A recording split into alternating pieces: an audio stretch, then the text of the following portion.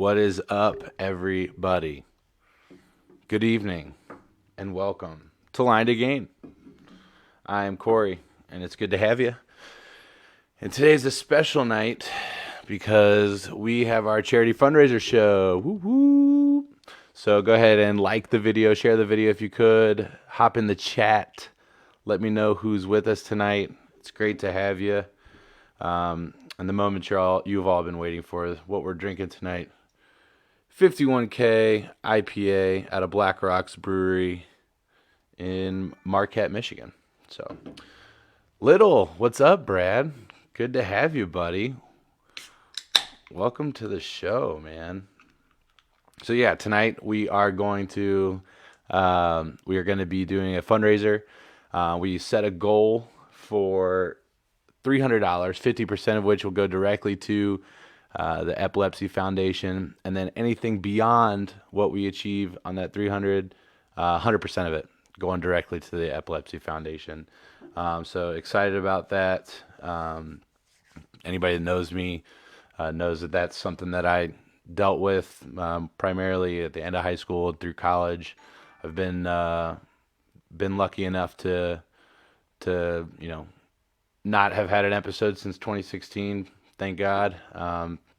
But it's something that really, it's never fun to watch one of your friends go through that. So appreciate everyone for their support in that and your support tonight. So beyond the somber stuff, we're gonna have some fun on top of the fundraising event. We got a live mock draft tonight, baby. It's gonna be so much fun. I can't wait. We're gonna be utilizing the PFF mock draft simulator. So I'm really excited about that. It's a great tool. If you haven't already utilized it, I would suggest hopping on there. We've shared the link there before, courtesy of one of our Line to Gain family members, Travis Parker, one of my brothers in Sigma Nu, and former college roommate, shared this awesome tool with us. So we're just going to be doing one round. One round for the mock draft, and I've posted on the page a few times about people have the ability to draft for their team, and I got no one for the Bengals. You guys, are you gifting this to me? You're more than welcome still. I asked that you throw $1 in the fundraiser. By the way, let me know if you guys are not having the ability to donate directly through the stream. If you can donate directly through the stream, great. Go ahead and do it. It's just linked to the PayPal, and then I'll post the final donation, like a screenshot of the final donation to the foundation on our Facebook page. But yeah, so we've got quite a lineup, at least for tonight, for some guest pickers. As of right now, I'm gonna rattle through that real quick. Want to talk about the Sam Darnold trade? Obviously, I've been away for last week. We didn't have a show because of Easter. I hope everybody had a nice Easter with their families. I know I did. Went down to Cincinnati, saw some friends and family, which was great. Got to play a little golf. Here we go. Let's pull up who we got on the list for tonight. So at picking for the Lions, we got John Thrasher. John, big supporter of the show. Appreciate you. For the Cowboys, we got my great-grand little, Brian Flowers. For the Eagles, Walter Russell. Me and Walter, man, this is the best part. We're connecting so many facets of my friends that are joining us tonight to make these picks. Me and Walter work together out in Colorado. For the Titans, I got Travis Parker. Travis has a 4-month-old, so he may or may not be able to make this pick for us tonight. If not, believe me, I've been there. For the Steelers, we got Bobby Lehman, Solace BLG. He's the live game streaming that I've shared on the page a couple of times. So great to have Bobby in to pick for the worst team in the NFL, the Pittsburgh Steelers. For the Browns, we got Stobes, Chris Stewart coming in. Chris, if you're watching right now, let me know if you're still doing Stadium Mustard, or if you got anything else you want me to plug. Let me know. I'd be more than happy to get you some free ad time out here. And then for the Bucks, we got somebody picking 32nd, Casey Kress. a good buddy of mine back in Utah. Would have loved to been able to hang out with him a little bit more before we moved to Colorado. But anyway, cheers, everybody. Appreciate you stopping by. Looks like Brad, you're looking for some fine entertainment. I hope to give it to you. No pressure though, uh, but it should be fun. Uncle Bobby, liking the page. I appreciate it. Hope to see you at the wedding, sir. Anytime we're all together is never a bad time. So I appreciate you liking the video and jumping in and hanging out with me a little bit tonight. So let's pull up the draft order and let's talk about what's going on here in this Sam Darnold trade. So if you don't know, I'm sorry you've been under a rock, but Sam Darnold is no longer on the New York Jets. He has since been traded to the Carolina Panthers. And then the Carolina Panthers have gone out and made a bevy of different moves, different transactions in the free agency world that make them actually a pretty interesting team going forward. But what I really want to talk about is how this impacts the Lions and the Bengals particularly. I know we talk about the Browns a little bit, but I want to talk about how this impacts the Lions and the Bengals, mostly because when you're in that top 10 pick range, that's where you get the premier, the blue chip players is what we'll call it. And the Browns being back at like 26, it doesn't really affect a whole lot of what's going on in their draft picking with who's going to be available. But it does affect the quarterback market in a big way. So obviously none of the draft order has changed, but I just want to go over it again. You got Jacksonville, then the Jets, San Fran, Atlanta, Cincy, Miami, Detroit. That's the top 7. And then after that, you got the Panthers at 8, who no longer are on the quarterback market. And then you get the Broncos at 9. So, to me, this says that the number 4 if you're Atlanta, or the number 5 if you're the Bengals, or even the number 7. Well, not even the number 7 anymore because Carolina's not on the draft or not on the quarterback market. They could be on the trade back market now. Carolina could be looking to get out of that 8 spot and letting somebody else come up and get ahead of Denver. That's an interesting thought that I didn't really have until right this second, but that's very interesting. That's fucking interesting, man. Big Lebowski. But what that really means to me is that if you're Atlanta or if you're Cincinnati, that cost to get up to that 4 or that 5 slot just got way more expensive. Just got way more expensive because there's basically only those 2 slots, and you could argue that there's really only the one. That there's really only that one slot there at 5 because Atlanta very well may be taking a quarterback right there at 4. Now they just restructured Matt. Yeah, but is Matt Ryan really the future of the Atlanta Falcons? Are we comfortable saying that? I don't think Atlanta Falcons fans are comfortable saying that. JJ, blast from the past, man. Holy shit. JJ Fisher.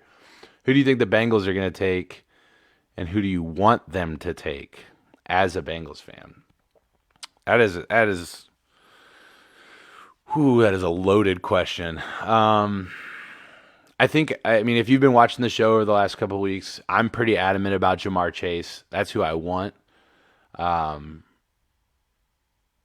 trying to give away my ability to choose for the Bengals in our live mock draft tonight because I don't want to make that decision. I would rather one of you guys make that decision because it's going to be Jamar Chase if it's available.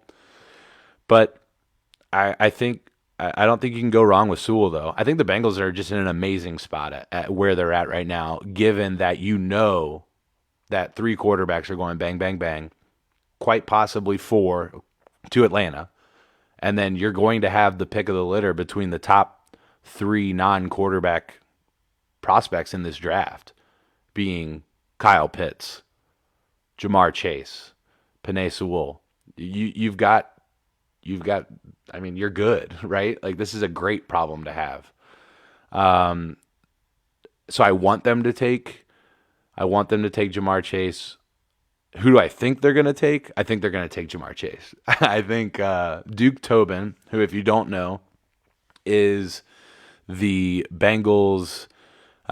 He's their GM essentially. I believe his title is something to the effect of like vice president of football operations, something like that. And he is their GM. He makes the calls on draft day. He makes the final calls on free agents, things like that. So he's their GM basically. And he has come out and said within the last week that he believes that there is starting offensive line talent available in the second, third, and potentially even the fourth round. Day 2, 3, or 4 is what he said. That there's potentially starting talent in this offensive line draft class. He may be right, at least for the second and third round. I think he could be right, particularly when you're looking at the Bengals offensive line, which is just, Lord, it needs help. Needs some help. So, JJ, to answer your question, I want Chase, and I think they're going to take Jamar Chase. Now, that being said, am I going to be mad if they take Sewell? No. Would I be shocked if they took Kyle Pitts? Absolutely. Absolutely. I'd be just shocked. Would I be mad? No, because Kyle Pitts is a freak.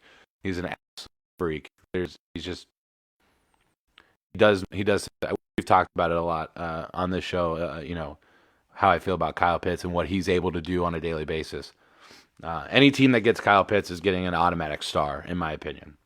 He may be the most talented player in the draft. We talked about his. I'm not sure if we were able to talk about his pro day. I believe we did talk about his pro day, but he's 240 and he's 6'6", and he ran a 4.4, like a 4.44 40, which is absolutely insane for somebody of that size. So, I wouldn't be mad there, but I think it's Chase all day. I think it's Chase all day. Nothing can shock us Bengals fans at this point. You'd like to think that, but the Bengals just love taking toys. They love taking receivers and just weapons in the beginning of drafts. They love doing it.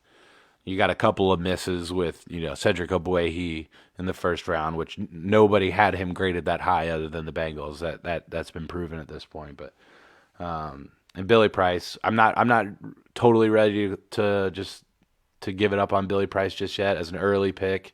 At center there, but yeah, not looking great as of right now. But all right, anyway, guys, I think we should just get into this draft. What did John Ross at number 11? Another comment here by JJ. John Ross. That's. I wish him the best in New York. John Ross now in New York Giants. So I wish him the best. Before we get into this mock draft, though, there's some other news that came out, and we talked about it. A few weeks ago. It's been a while now since we first talked about this. But the Bengals are doing a Ring of Honor. It's happening. They're going to honor their old players. And I'm assuming retire their numbers. I'm assuming that's happening. The numbers will be retired as soon as they're placed into the Ring of Honor. That's typically what people do. And the first two that are automatic into the Ring of Honor are the two individuals on the Bengals that are in the Hall of Fame, and Paul Brown and Anthony Munoz. Fitting. Makes sense, right? So what they're doing then is they're allowing two more entrants this year into the Ring of Honor for the Bengals. And how are they going to decide that? They're going to let season ticket holders vote on who those other two are. But there's a catch. So say I've had my season tickets for 1 year. This is my first year having season tickets for the Bengals. My vote counts as one vote. Now say my uncle has had season tickets for 30 years. His vote counts as 30 votes. So what does that do? It kind of eliminates any recency bias. I love Chad Ochocinco, Chad Johnson. I love him. He's awesome. He's one of my favorite Bengals of all time. Do I think he deserves to get into the Ring of Honor before Kenny Anderson? Absolutely not. Kenny Anderson is an MVP. He's a passing champion, multiple-time passing champion in the NFL. He deserves to be in the Ring of Honor before him. So they're going to have the voting process, and that's how they're going to kind of eliminate that recency bias.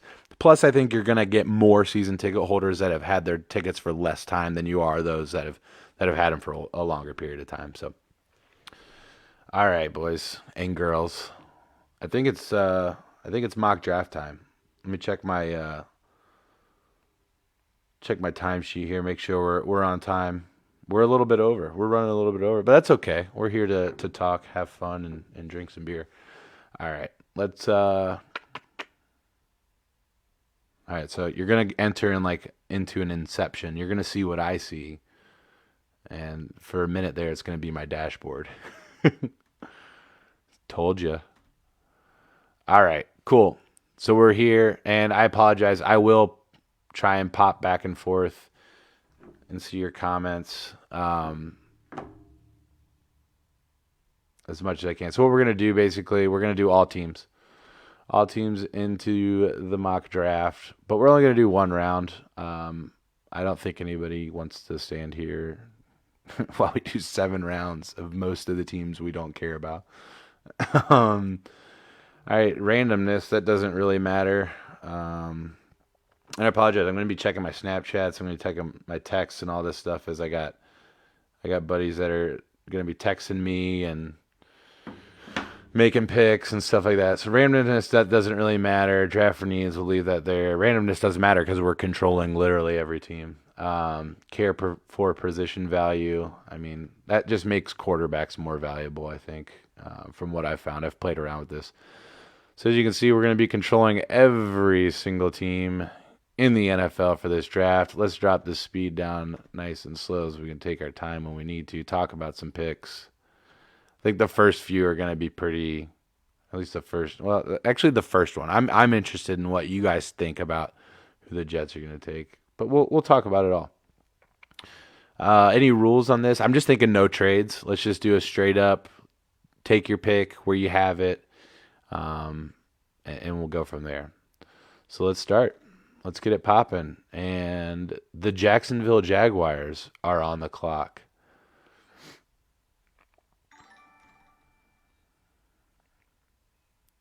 All right, the Jaguars are on the clock. Gee, guys, who should the Jags take? Who do we think the Jaguars are going to take?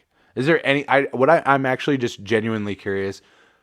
Rick, like in the video, what's up, Rick Ebaugh? Let's all give a if you're drinking a beer with us tonight, let's all raise a glass. One of my best friends, Rick, and my fiance's best friend, Kim, they just got engaged. Let's cheers. Just got engaged at Union Tap. No, I'm just kidding. It was beautiful. They went out in Arizona and did the proposal. It was fantastic. Um, so is there anyone that genuinely doesn't think that the Jaguars are going to take Trevor Lawrence number 1 overall? Anybody? Anybody at all? I don't think that's gonna happen. Hey, Mama liked the video. Welcome to the show, Mom. I would like to note now that it seems appropriate at this point. Again, we are raising money for the Epilepsy Foundation today, and we received our first donation before we even went on the air, and that was from my mom and my stepdad Kevin. Chipped in a grant, $50 from Mom and Kevin. I appreciate and love you guys. Thank you for your support. If you guys are having any trouble donating directly to the stream, let me know, and I'll be sure to go ahead and share the PayPal to make it easier. As I mentioned, anything above $300, 100% of it goes directly to the Epilepsy Foundation. 50% of your dollar prior to that will go to the Epilepsy Foundation, and I'll post the donation on the page. Just policing myself, making sure you guys know where your money's going. So if there are any issues with donating directly to the stream, just let me know. All right, let's get back to the draft. I don't think there's any secret here, right? I mean, they're taking Trevor Lawrence, so we're gonna go ahead and take Trevor. Number 1 overall, with reuniting. Well, not reuniting. I'm sorry. Uniting with Urban Meyer in his first season there as coach. Now, every mock I've seen as of late has Zach Wilson going number 2. I don't think. Is there anybody that thinks that Zach Wilson isn't going number 2 at this? Like literally every mock that I've seen to this point has the Jets taken Zach Wilson. I think they're obviously drafting a quarterback. Sam Darnold's gone. So, and interestingly enough, I saw a comparison to what the Jets are doing this year, kind of to what the Dolphins have done over the last few years. And it's very similar because the Jets have multiple first this year, I believe, or next year and the year after. They're loading up draft picks, and they're still holding a premium draft pick right now. So, fairly interesting. So what we're gonna do is keep this thing rolling along here. We're gonna go ahead and take Zach. Zach to the Jets, number 2. So on the clock, via trade through the Miami Dolphins, via trade through the Houston Texans, are the San Francisco 49ers. Now, I wish my good friend Robbie Brinkner was watching because he's a huge San Francisco 49ers fan. If anyone knows a 49ers fan, call him right now. Ask him, who do you want? Wilson and Lawrence are off the board. Who do you want? Because this is pretty interesting to me. I've heard a lot about Mac Jones. Going, but man, was that pro day awful. That pro day was rough. Taking Mac Jones third, there's a lot of overthrown balls. And there's a couple of instances because the Patriots, top guys, Bill Belichick was there and McDaniels was there.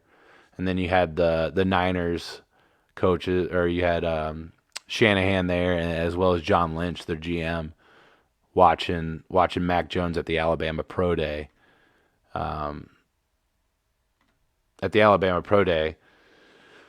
And a lot of overthrown balls, a lot of heads going as he's playing. Now, to me, like the skeptic and the cynic and the conspiracy theorist that I kind of am, I'm like, I feel like maybe Belichick told Mac Jones, hey, fuck up your pro day. Like, do bad.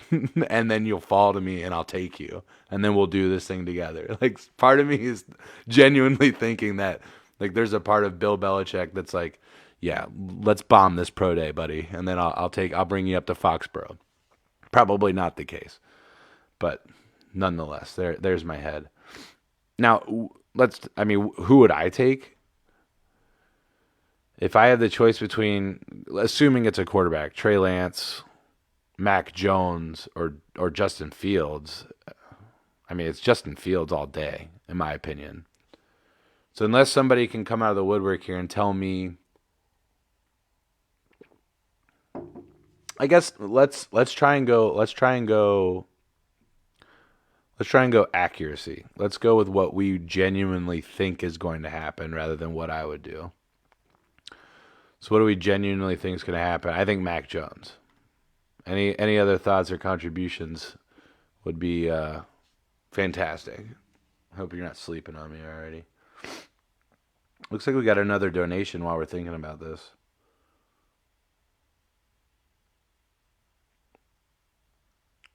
Baby sis, what's up? Oh, Stobes chiming in. Shanahan and Fields forever. Why? Why is that? Dude, we got 2 donations as of right now within the last 3 minutes. Not even. One, baby sis, chipping in with the foundation. Caitlin, thank you. I love you. Thank you for chipping in here. And Brian Flowers, the man, my GG Lil. I appreciate you as well, man. Awesome. Bobby, thank you for liking the video. Welcome. We're actually at 10 active viewers right now, guys. This is the most we've ever had at one time. I'm not saying that 10 different people haven't watched my show, but we're at 10 total people right now. So I appreciate everybody. Currently, we are sitting at 120. So we're almost halfway to our goal. We haven't even been doing this an hour. You guys are amazing. This is fantastic. Stobe seems to think that Fields is going Chris Stewart. I gotta call you your actual name, Chris, so that people know who I'm referring to in the chat. Chris seems to think that that Fields is going number 3. So I haven't gotten anything else. That's what I would do as well. It makes no sense to go anywhere else, in my opinion. he is heads above the other two quarterback prospects. So let's do it. Justin Fields. Boom. San Fran got a quarterback. And here's the thing about that. Here's why I do that as well. The reason why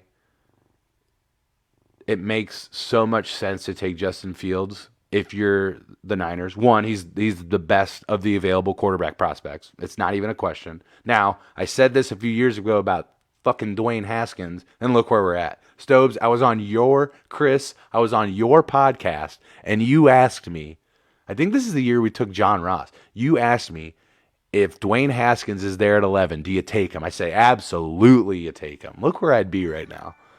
Look where I would be right now.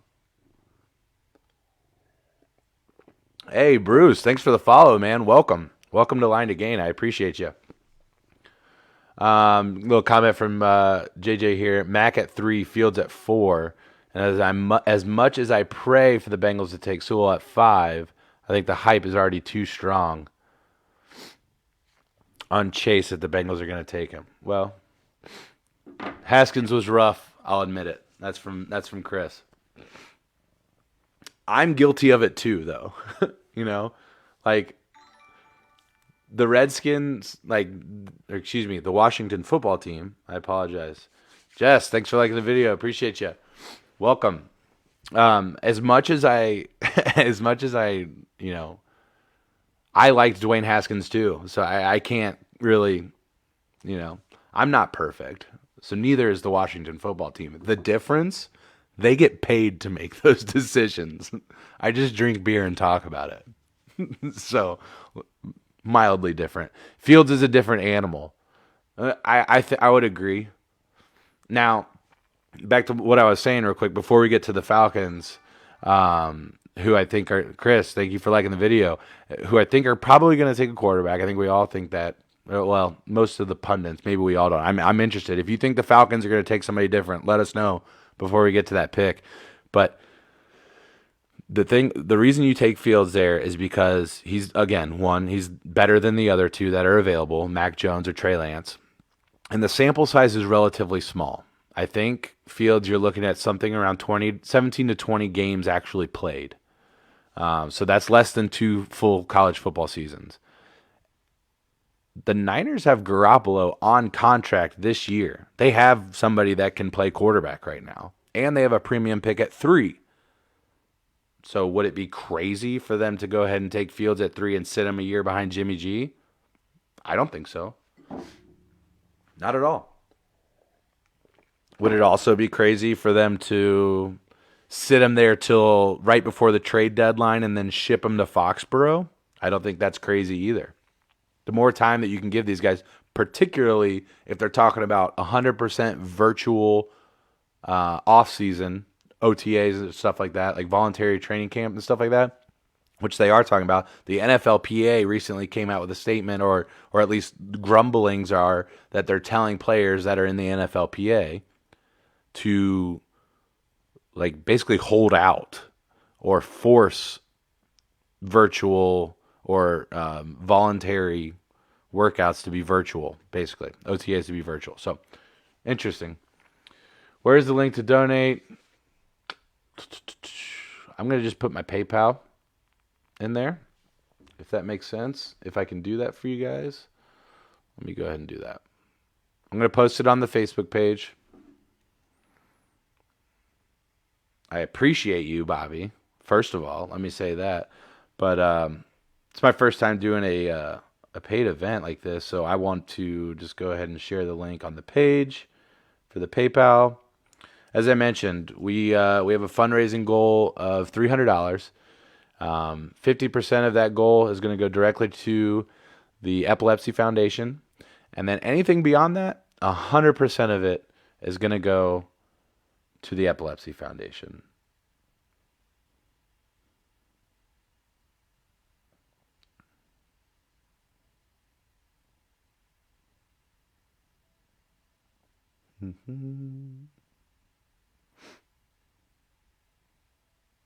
Apologize for the dead air. First rule in radio, Corey. First rule in radio. He's messing up. All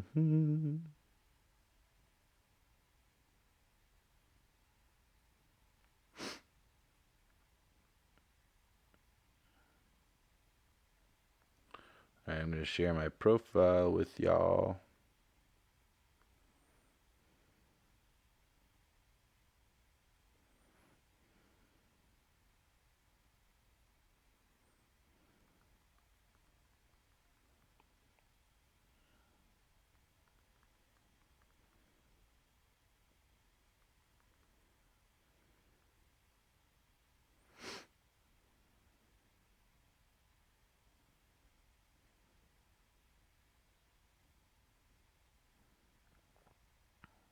All right, I shared it on my personal Facebook. About to share it on the Line to Gain page. Make it easy for everybody. Appreciate your patience while I get this sorted out. I really appreciate,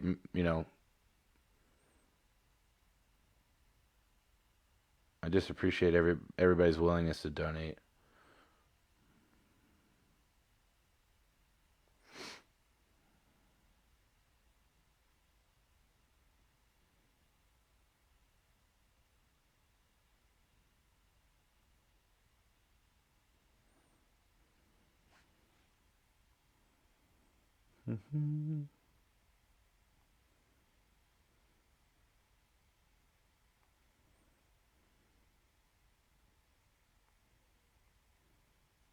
I swear to God, I'm pretty tech savvy generally. Here we go. I got the link. Let's put a post up in the Line to Gain page. Did everybody have a good Sunday? I did a lot of yard work. Got a lot done out in this beautiful weather we're having up here in Michigan. All right, enough of the small talk. So that's why I take Fields. 100%. That's why I take Fields. You can, at least, the worst case scenario, you have like half the season to sit him behind Jimmy G and let him develop. I think that's 100% what you should do. Okay. Now, no one chimed in saying that they don't think the Falcons are going quarterback here. So that's where my head's coming for this next pick. I shared the PayPal link on the Facebook page. So by all means, jump in there, donate. I appreciate you guys. Let's see if we got any more. I've been getting some Venmos too. I didn't even share the Venmo, but a couple people just jumping in there and doing that, just from my friends and family. So I appreciate that. We're at 120 right now. Again, fundraising goal of $300. Fantastic, guys. You guys are awesome. All right, let's get back to the draft. Why you're all here. So the Falcons are on the clock. I'm just curious. I mentioned that we're not going to be doing any trades, but I am curious about who their trade partners would be at 4. We had talked about so the Giants. It says your own team there. I'm not entirely sure why I would trade with myself there or what that means. Maybe it's because I have literally every team selected, but oh yeah, what you would give back. Okay. I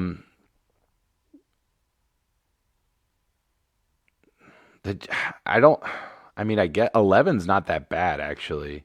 So are they saying that the Giants just want to like get Penne? Is that what they're saying? That the Giants want to be able to get up and get the top offensive lineman because they just signed Kenny Galladay. So I don't see them using a top 5 pick on a wide receiver.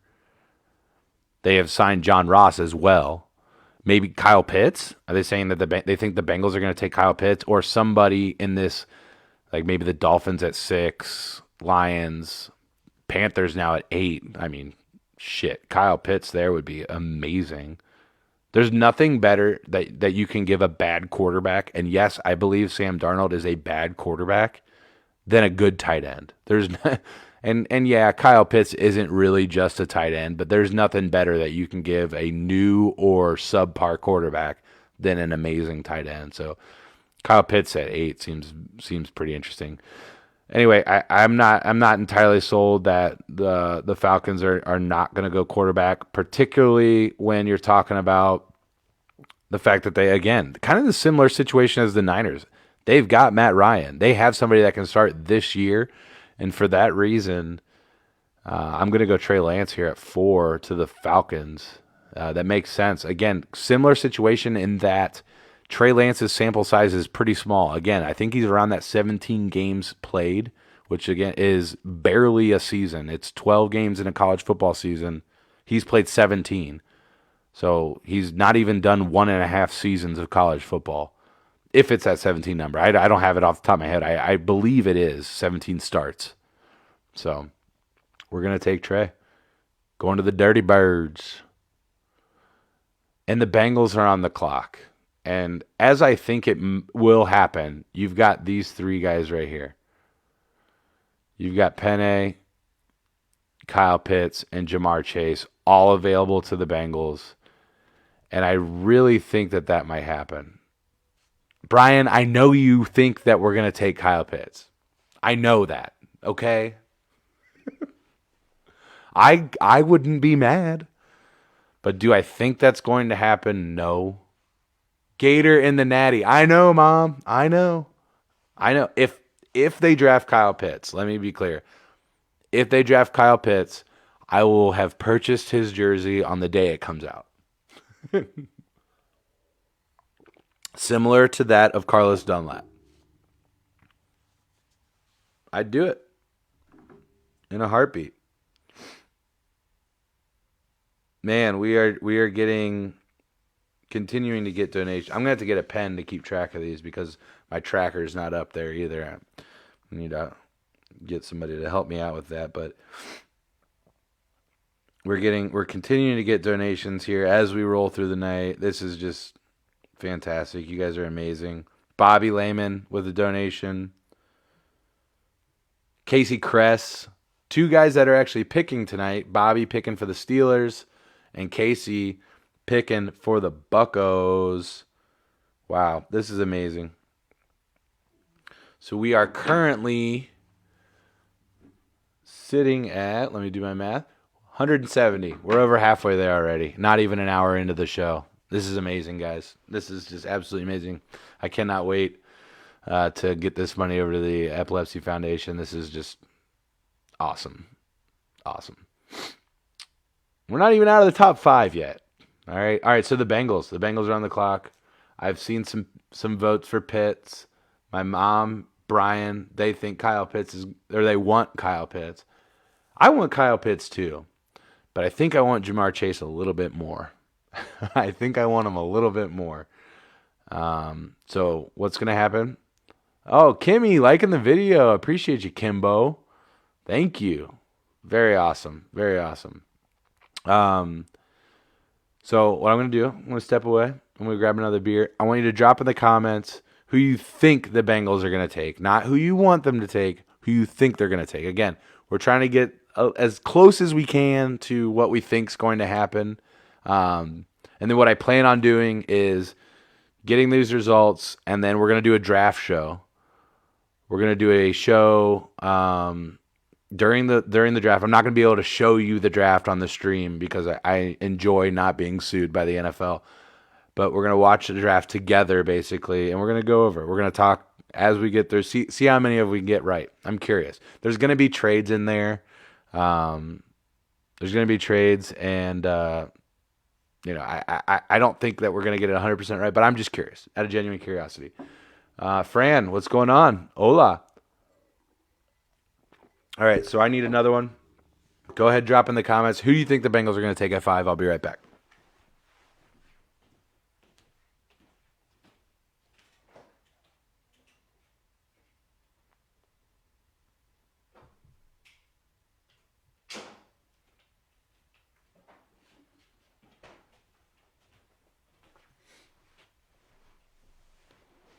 Got to keep that fridge closed, guys.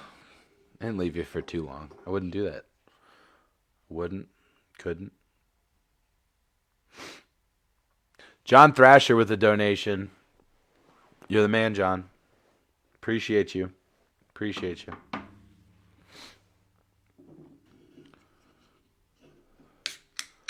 Looks like we got another Eagles fan in here. Walter, you're not alone. Walter Russell is going to be making the pick for the Eagles later tonight. Fran, hopefully nobody the Eagles are interested in. I mean, they got a lot of similar. I mean, we can look here: quarterback, wide receiver, linebacker, cornerback. So the only one that I think the Eagles would really be interested in is Jamar Chase. But who wouldn't be interested in Chase? Brian with the vote here, thinking the Bengals are going to be taking Jamar Chase. I do too. I think it's going to happen. Mike Brown was a quarterback. He likes giving weapons to his quarterbacks. Duke Tobin has said that he thinks this offensive line class is deep. They can get starters later in the draft. I think the Bengals are going wide receiver here with Jamar Chase. Again, letting you guys know what I'm drinking tonight. 51K IPA. I've actually never had this before. It's Black Rocks Brewery in Marquette, Michigan, the UP. And it's delicious. It's fantastic. I'll be getting it. I'm blessed with this neighborhood that I live in. Like down the road is just like a craft brewery convenience store. It's just all craft beer. It's fantastic. It sucks because I'm trying to do low carb. I'm not doing it for tonight because why not? But it's great. Delicious beer. So all right, let's keep rolling here. I'm dragging my ass here, guys. I'm sorry. Taking forever to get to these picks. I got guys that are like drafting for the Browns and the Buccaneers. Like, are you serious, dude? Let's grow. Let's get this thing going here. All right, so Jamar Chase going to the Bengals at 5. Huge pick. Now, we got the Dolphins. Let me make sure. Am I sharing? Okay, cool. Just making sure I'm sharing my screen. Dolphins. It says the Dolphins have a need of tackle, guard, defensive interior, and edge rusher. So defensive interior for. I have like some family members that are watching, and they're like, "Hey, I don't know football as well as you. Can you like talking normal people?" Those are the guys like your tackles, your defensive tackles on the inside versus your ends on the edge rushing. I don't know if that's too dumbing it down, but I'm just trying to make sure you know you're following. You're taking the time out to watch the show. I want to make sure you know what the hell's going on because I love you. I mean, if they're telling me the Dolphins need a tackle, I don't think it's. Is there anybody else than Penei at this point? Like, is there anybody else that they would take other than Penei? I don't think so. I mean, you could make an argument that Rashawn Slater out of Northwestern. If you're telling me, and I'm assuming that this means like your number one need, right? Or maybe it's sorted by value, but I feel like edge rusher right here would be rated a lot higher than either of these two because pass rush is vital to the success of your team. Who do we think the Dolphins are taking? Fran with the comment, our GM is shit, so I'm expecting an unnecessary pick. Welcome. Welcome, Fran. You're going to fit right in, man. You're going to fit right in. You got Bengals fans, Browns fans, Lions fans. Brian is a Cowboys fan. His GM is Jerry Jones. Yeah, we are the Line to Gain is the home for football fans with inept front offices. And we drink. I'll be interested to see who's available when we get down to that Eagles pick, though. All right, let's get to it. I think we go Penei. I think if they're telling me to tackle, I don't know the Dolphins. I think we go Penei here. And here we go. Our first celebrity pick of the night. John, if you're on the clock, buddy. John Thrasher, you are on the clock. And do not comment. Don't put it in the comments. I want you to text me. Or you can call it in. You can call it in like they do in the old days. Actually, I think they still do that. Text me. Shoot me a private message on Facebook. Whatever is convenient for you. And I'll make sure to announce this pick over here. So John Thrasher is on the clock. Going to go ahead and do another quick plug, guys. We're raising money for the Epilepsy Foundation tonight. We set a goal of $300. My mom and stepdad kicked it off, throwing me $50 when I was down in Cincinnati last week. They're like, "Here you go, man." So we got that kicked off. Appreciate you guys. I've got some other donations that have rolled in. I want to give a shout out to all the donors so far. My little sister Caitlin, love you. Thank you so much. My great grand little Brian Flowers, thank you so much for your donation. I appreciate you. And we got a couple more rolling through the PayPal. Bobby Lehman, thank you so much. Casey Kress, appreciate you. John Thrasher, thank you so much. John, you don't have to call. You can text it to me. We text. You can do that too. Whatever is easiest for you. So currently,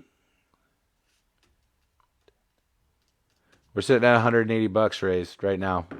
Amazing. Thank you guys. Thank you. We're cruising. We're almost 2/3 of the way to our goal. It's fantastic. Absolutely fantastic. Now, offhand, does anyone know if I use like the pick is in like music that they play during the draft? Will Roger Goodell like bang down my door and subpoena me?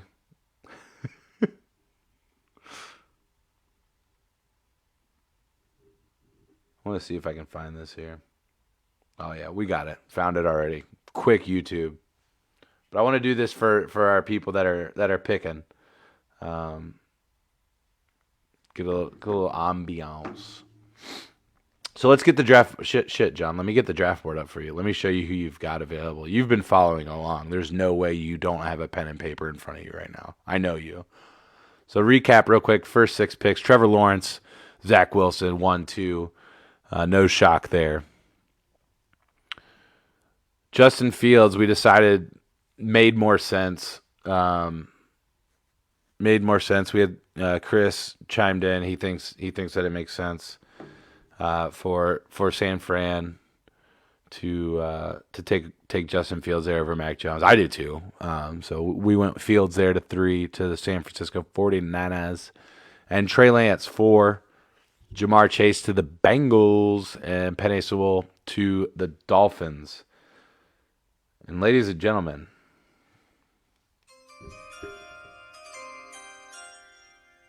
the pick is in.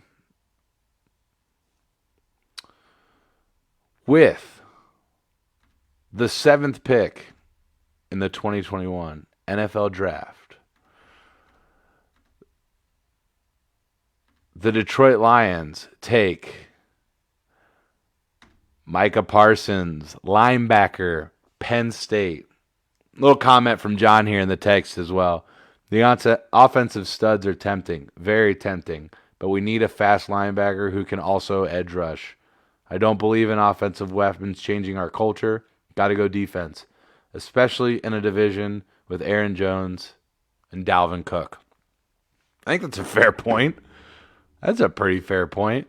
I mean, when you're looking at who they literally, when they literally go, Bobby with the comment here, may cause the video to get cut off and the music is copyrighted. I'm not sure that is, but we'll find out, I guess. I hope not. Just kind of rolled the dice there. I'll go live on my private. That's fine. So basically, yeah, I think that makes a lot of sense. The Dolphins, the Lions, first of all, their defense was trash. Like, let's be very clear. Matt Patricia, the defensive guru from New England, came in and gutted that team. They actually had a decent pass rush before he got there. They got worse at defense after Matt Patricia got there. And Bob Quinn. I don't want to let him get away from this. Bob Quinn was equally guilty. Equally guilty. Todd Gottschall with the donation, man. Todd, I appreciate you, brother. Thank you. Man, this is crazy. Like, guys that I haven't been able to, and Bobby who's with us tonight and watching the show.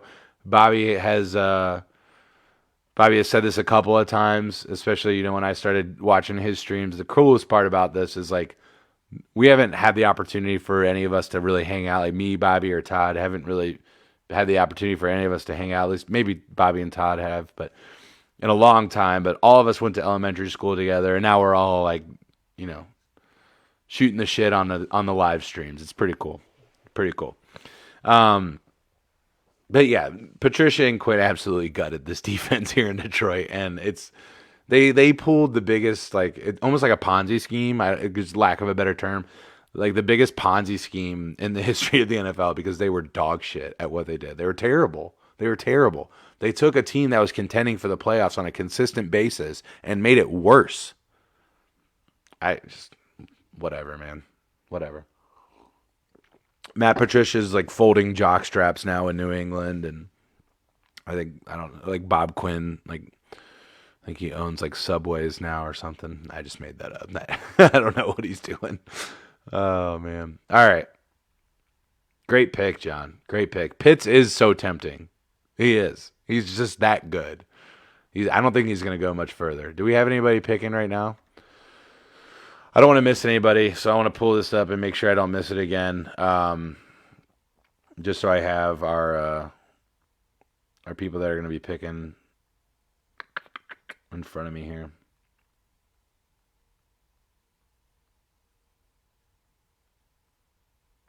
So our next guest picker isn't until the Cowboys, so we can try and catch up a little bit here.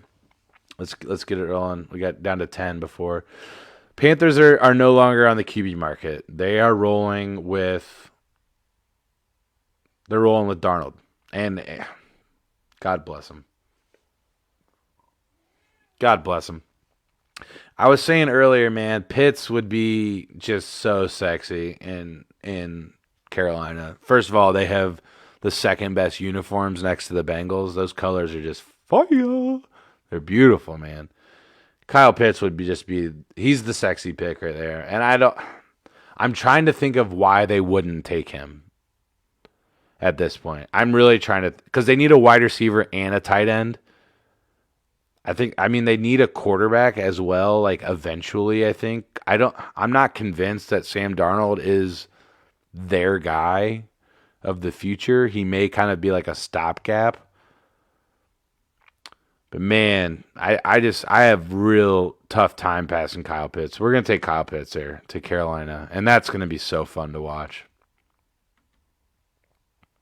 The Broncos. So the Broncos are on the clock now, and they're basically stuck with Mac Jones at this point. If you're telling me that the Broncos are going to take a quarterback, you're essentially stuck with Mac Jones. Which I wouldn't put it past John Elway to be like, yeah, I can make him better. I'm just not convinced that Mac Jones is really, if he's got it. You know what I mean? Like he was, like that offense was duh. Like literally, look at what we're talking. Like Jalen Waddle, albeit Jalen Waddle was injured for most of the year. Devonta Smith, literally the Heisman Trophy winner was his wide receiver. Patrick Surtain, the defense was solid. And then, where's his, I'm spacing on the running back. There he is. No, that's Landon Dickerson. Anyway, I'm spacing on the running back for right now. It's, shoot. Oh my gosh. I'm gonna when somebody comments who the running back for Alabama was last year, I'm gonna just like, God damn it, I knew that. Like the other day I was spacing on the 49ers as being the other NFC West team. Oh, I'm silly. I'm a silly goose sometimes. Anyway, I mean, there's also like, you could say that Rashawn Slater would be a good pick there because there's arguments that he's just as good as Penei. So I'm before we get to Brian's pick, because he probably knows who he's gonna take. Well, I guess it's depending on this pick. I don't think they're gonna go wide receiver. To me, it's between Rashawn Slater or Mac Jones. So what I want you guys to do is jump in the comments I want you to say either Mac Jones or Slater. Jones or Slater. In the comments, let me know who you think. Oh, Najee Harris. Thank you. Thank you. Thank you. Thank you. Najee Harris. See, this is what I was going to do. Yeah, duh. Fucking Najee Harris.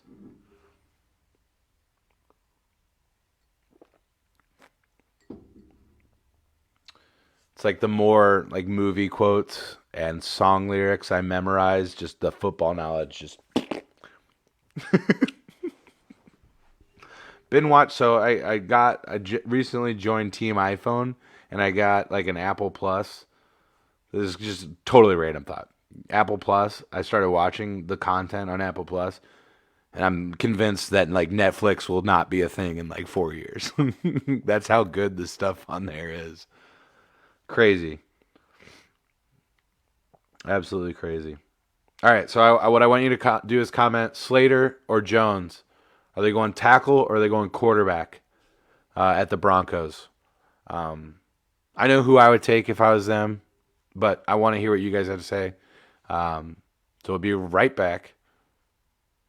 Go ahead and comment, and then we'll jump back and we'll get to Brian's pick.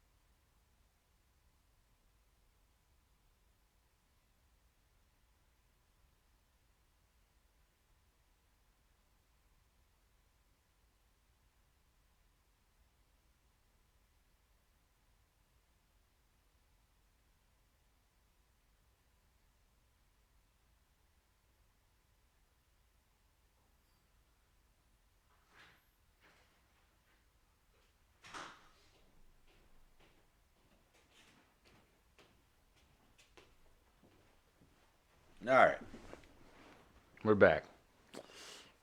All right, so we got a comment coming from Todd here. Mac Jones fits perfect into Elway's ego of being a great QB developer. That's exactly what I was saying. Exactly what I was saying. That's why I think they trade up to 4 and take Lance. That's yeah, I could see that. I could see New England trading up to 4 and taking a quarterback. I don't know if it's Trey Lance. It could be. Could be. John Thrasher, Mac Jones, but I think they'll trade up, so I don't know. Potentially. It's so hard to do these trades. And get it to where it's like what's actually going to happen. That's why we're kind of just bailing on them tonight. But let's we got my cat Sanchez joining us in here. All right, let's get back to it. Sounds like we think Mac Jones. With that being said, Brian, the Cowboys are on the clock. All right, Brian. If you need me to throw the big board back up, I think you know who you're taking. I think I know who you're taking. Uh, we'll see though. So let's see. Any oh, he's typing right now. The pick is coming in.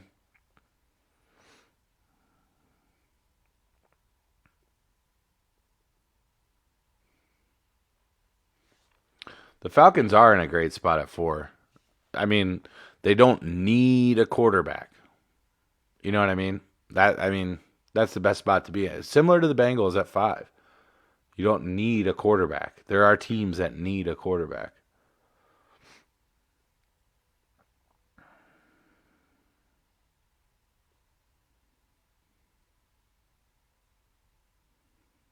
All right, the pick is in. Let's give you a similar vibe as to when John made his pick here, Brian.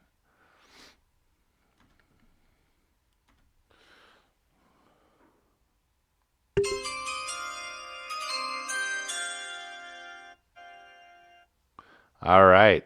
So with the 10th pick in the 2021 NFL Draft, the Dallas Cowboys select Patrick Surtain the second out of Alabama. Great pick. I mean, you can see here Cowboys need a corner. And Brian mentioned to me in his brief analysis here, you pair him with his former teammate, Cowboys second round pick last season. They're going to be out there on holding down the corner spots. I think it's a great pick. I mean, he's the best. He's the best corner in the draft, in my opinion. So they're getting a stud. And the Cowboys are in a good spot to take a corner right there because you don't really want to do what the Lions did last year, and you're taking a top. I think they did. Shoot, I'm spacing on his name. The Ohio State corner from last year at 3. I think they took him. You don't want to take a corner that high. That's that's like saying like you need to be Jalen Ramsey. If I'm taking you at 3, you have to be Jalen Ramsey. If you're not, then it's a bad pick. And what I mean by that is like if you're using a premium pick, like the top 3 or 5 or whatever, on a corner, they need to be elite. They need to be potential Hall of Fame caliber type corners. So at 10, and you're getting the best of the best, their other needs are tight end, safety, and edge. So I'm not seeing, Kyle Pitts is gone. This isn't a super deep tight end class. It's not a great edge rushing class.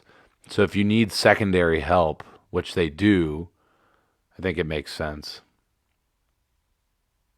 It's a good pick. Okay, so the G men are on the clock, and they need offensive line help. And we've talked about this guy already, Rashawn Slater. I mean, the guy is faster than Penny. I don't think he's as athletic as Penny, but he's right there. It's like A1 and A1 and A or 1A and 1B in terms of offensive tackles this year. I think it makes a lot of sense for the Giants to go Rashawn Slater here at 11. So that's what we're gonna do. And now, Walter Russell, you are on the clock, my friend. I hope you are with us. Send him a quick text. Mm-mm-mm-mm.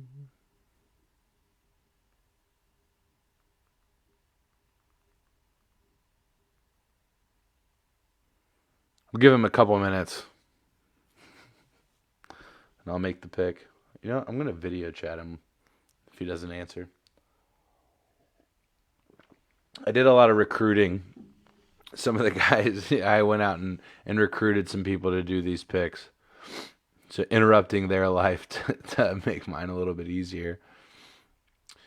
So let's just take a look at the Eagles' needs right now, and let's figure out what we think makes sense. Jeff Okudah, yeah, thank you. Jeff Okudah, corner out of Ohio State last year. Didn't get a lot of playing time under Patricia, at least on the start of the season. So the Eagles need Fran. If you're listening and Walter doesn't hop in here, we're gonna pass this off to you, Fran. Um, Eagles on the clock and they need a wide receiver. I mean, this is where you start the Jalen Waddle, Devonta Smith, debate. Jalen Waddle. He was injured for all of last year, pretty much, and when he did play in the playoffs, you could almost tell that he was certainly injured. So it's hard to say what he is in comparison to Devonta Smith, but I know Devonta Smith is top line speed. There's a little bit of a size issue there when you're talking about a wide receiver. But in today's NFL, it's all about separation. Can you get separation from that defender? Can you get open? And we know that he can do that. You look at some of the best in the league right now about getting open. I mean,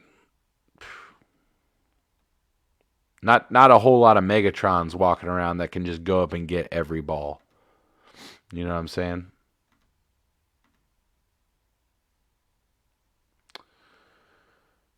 All right, Walter.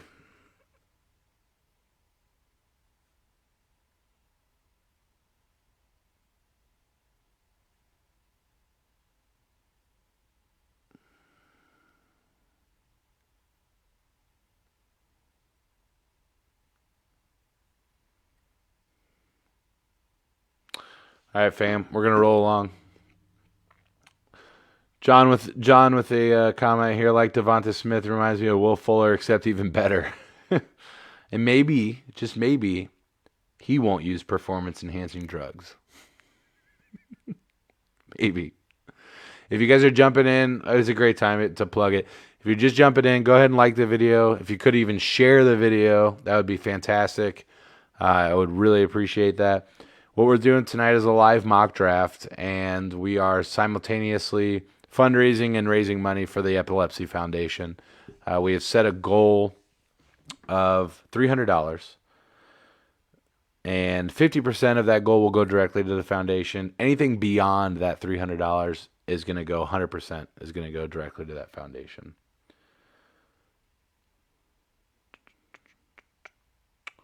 So what are we sitting at right now? Just give you a quick update on our goal.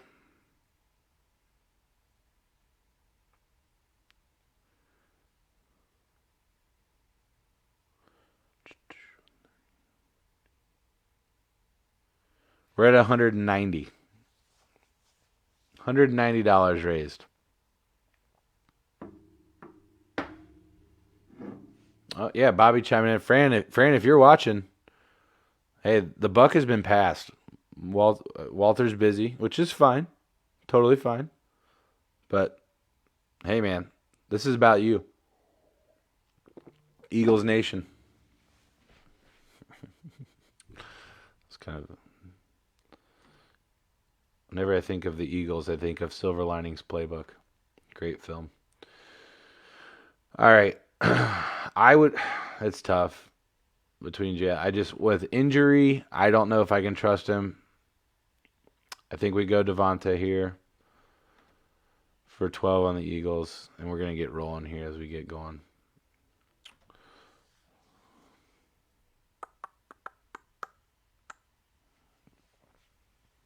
One second. There we go.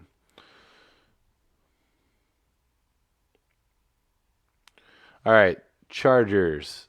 Need for the Chargers: tackle, guard, and corner. I've heard a little bit about this J.C. Horn out of South Carolina. I've liked what I've heard. In terms of offensive line, the Chargers made a pretty decent move in free agency to address the offensive line issues that they did have last year, which they did have offensive line issues. Herbert is their Fabergé egg. He's the Bengals. Burrow to the Bengals is Herbert to the Chargers. That being said, I think that there could be some obvious help on the defensive side. Simply not knowing the team that well, I think it makes sense for us to go with J.C. Horn out of South Carolina.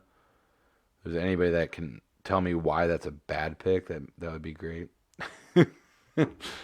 um, but I think that makes sense. Going down to the Minnesota Vikings.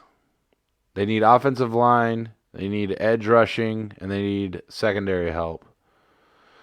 So if Darisaw falls all the way to 14, I think that makes sense for them. I think it's like him, Penne, and Slater could get mixed up a little bit. The only drawbacks about Darisaw that I've read is that it's like he knows how good he is, and then like it doesn't translate to the weight room essentially. Like this guy knows he's really good at football. And then doesn't really like put that effort in that you need to get better. So I mean, and football is a different beast. Like Allen Iverson would say, you talking about practice? Football, like especially going from college to pros, like you need to practice. You need to not only practice, you need to train. You need to get better. But if there's somebody that could light a fire under somebody, I think it's Mike Zimmer. They're in Minnesota. If they're telling me that tackle is a need, and it looks like they are prioritizing these needs, right? If you look, tackle is over here, whereas tackle is up here. I think it looks like they're prioritizing these needs for these teams. So, maybe not.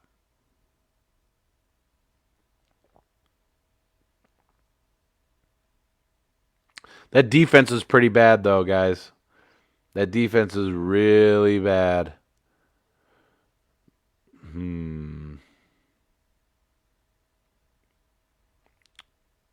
Let's take Darisaw. All right, going to. I've got a lot of discretion here, so what I would love is for some. They got to protect. So a little bit of comment from John on terms of the Chargers pick. They got to protect Herbert. I comment. They addressed that. They addressed that in the offseason. I think they did a lot of work on the offseason in terms of free agency, getting guys in there to protect Herbert. So that's why we didn't go that route. So getting through here, just trying to pick it up a little bit. We got, man, there's not really a quarterback prospect. I could see them as a trade up potential. But I think the Patriots know that they need wide receiver help. And I think if Jalen Waddle is there, I kind of like Rashad Bateman a little bit better. I don't know if you guys have read anything about Rashad Bateman, but I'm liking the comps that I'm seeing on him. Lot of good things coming for Rashad Bateman. So I'm actually going to go Rashad Bateman here for the Patriots. All right. Arizona on the clock. They need a defensive interior, tight end, and they need a corner. Christian Barmore is there. He's a 15th ranked. They're a 16 pick. I think that makes a lot of sense. Let's go defensive interior for the Cardinals. All right. Raiders. They need offensive line and secondary. Javon Morig out of TCU. I would love. We'll take a break here about 20. Actually, Nick Covey, if you are watching right now, I want you to take the Bears pick. Nick Covey, if you're watching, I want you to take the Bears pick. If you're watching, chime in and let me know. You will be taking the Bears pick for us. You can just shoot me a text based on what's available. So the Las Vegas Raiders. Not knowing much about their team, just based on they need secondary help, offensive line help. The next highest graded offensive lineman is Walker Little, tackle out of Stanford. It's a 24 grade on him in terms of, big board ranking. That being said, I'm going to take Trayvon out of TCU.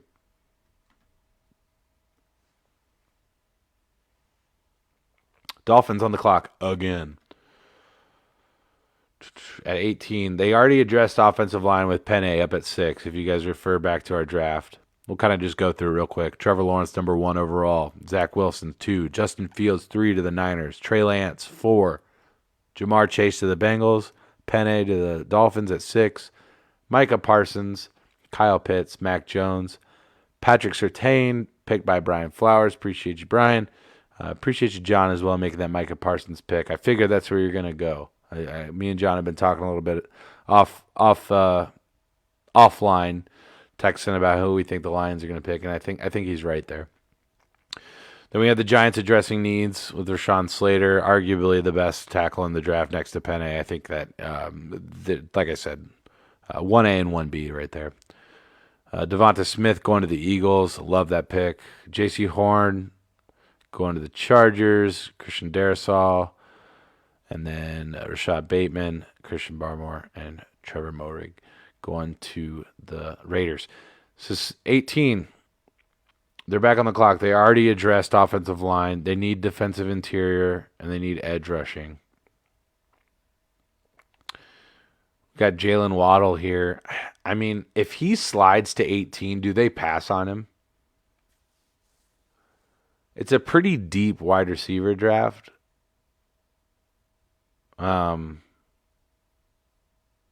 That's hard to pass up, in my opinion. Particularly when you're looking at what else is available, right?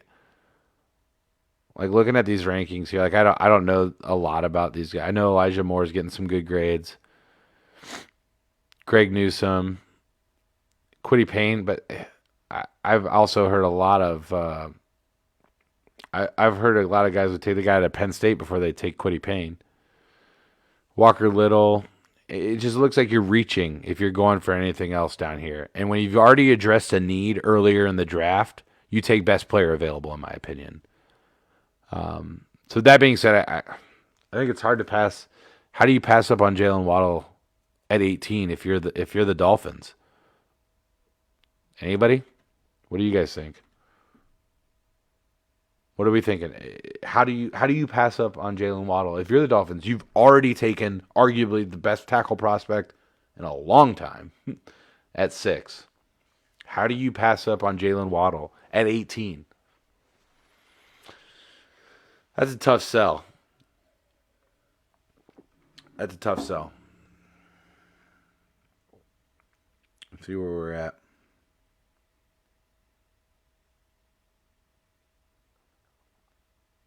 I'm going to do a just quick check-in with our boy Travis Parker.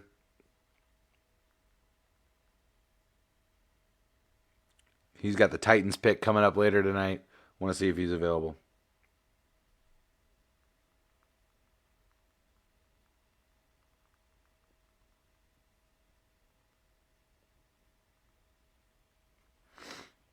Great. So, yeah, just a recap on picks. We'll call it celebrity picks that we've got coming up. Titans, Travis Parker. Steelers, Bobby Layman. Browns, Chris Stewart. And Buccaneers, Casey Kress. Appreciate you guys. Appreciate you dropping by the stream. All right, so I think it just makes sense to go Jalen Waddle here. I mean, you take BPA. You've already addressed a need earlier in this first round. You go BPA. Best player available. So, this is interesting for the Washington football team at 19. Their needs are quarterback, wide receiver, tight end, tackle, linebacker. In terms of quarterback, there's nobody available. In terms of wide receiver, I think this draft is deep enough for them to address that in round 2. I don't think Terrence Marshall will be there. I don't think Elijah Moore will be there. However, what I mean is that there's just round 2 guys that will be there that they could use. So if you're telling me linebacker is in need, I'm taking Jeremiah out of Notre Dame. I said okay because I'm not even going to attempt to say that. Yes, I am. Owusu Koromoa. Nailed it. Crushing it, guys.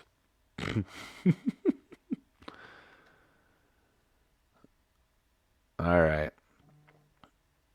Nick, are you with us?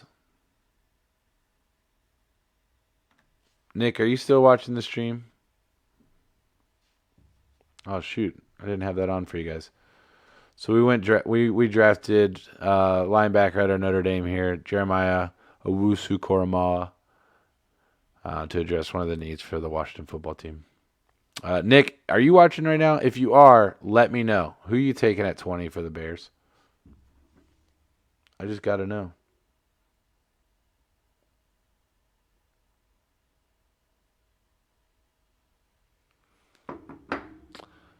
Travis has informed me that he is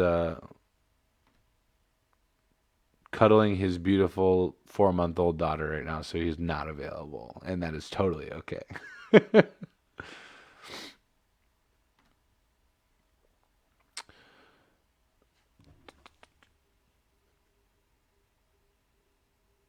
Bears need a quarterback, a wide receiver, a tackle, a guard, and a corner.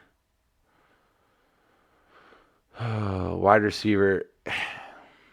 Yeah, I mean, for Dalton, let's get it. I mean, he needs some weapons. Elijah Moore or Terrence Marshall.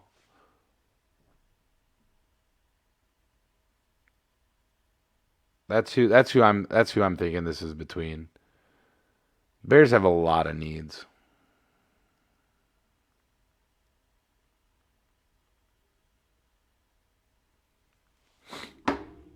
Just texted Nick the Diddler Covey. See if he wants to make this pick.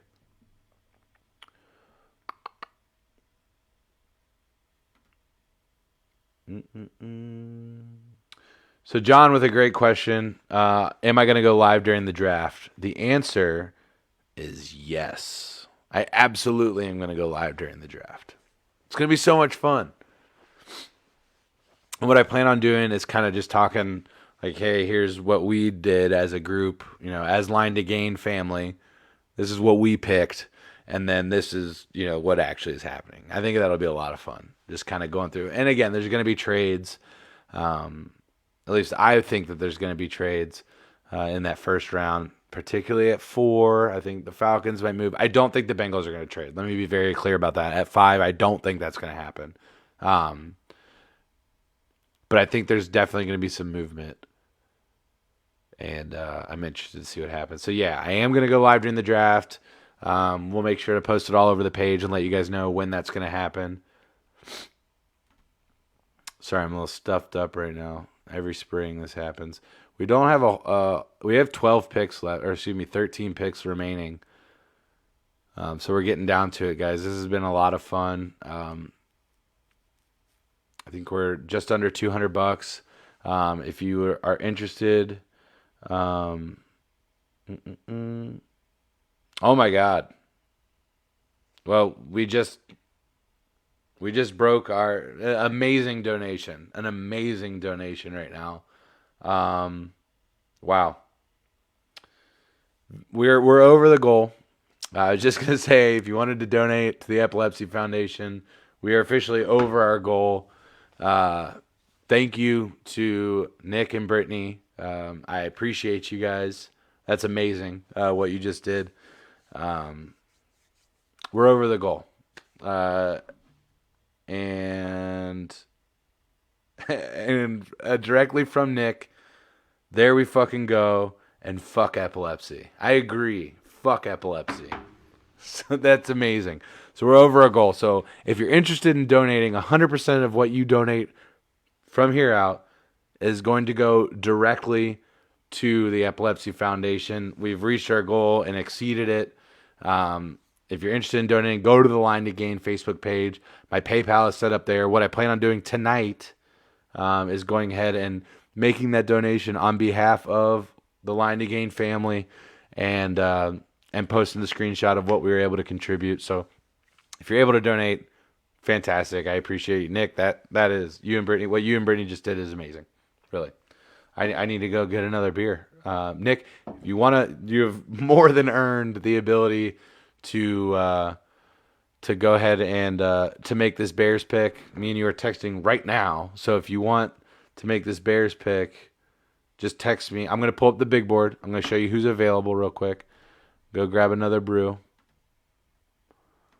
And so the Bears are on the clock. We've got Elijah Moore, Greg Newsome. They don't really need, I guess they do need secondary help. Not really edge rushing need. Two pretty good edge rushing prospects sitting right there, though. Terrence Marshall out of LSU is there. He had a really good pro day. Dylan Radunez, I've seen a lot of round 2 picks on him. So yeah, there's the big board. Nick, take a gander. I will be right back with a fresh brew.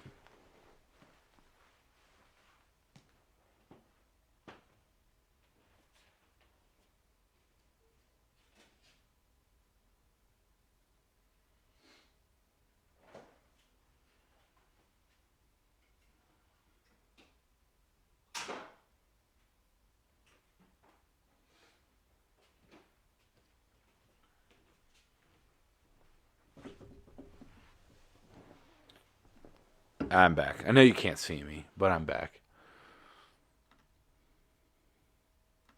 Now I'm here. Again, I know I've already shouted it out twice, but this is what I'm having tonight.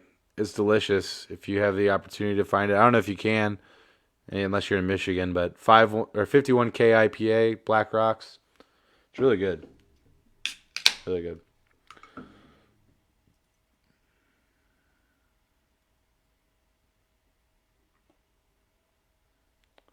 Nick, I'm going to make this pick for you. We got some other friends that are making picks late in the draft. Casey, you're on mountain time, though. I don't really feel that bad for you, but Stobes, staying up. Hold on. I'm getting the 3 bubbles. He's texting me. I might be getting a pick right now for the Bears. It's exciting. I feel like, I'm Roger Goodell opening the envelope. But don't boo me like they boo Roger.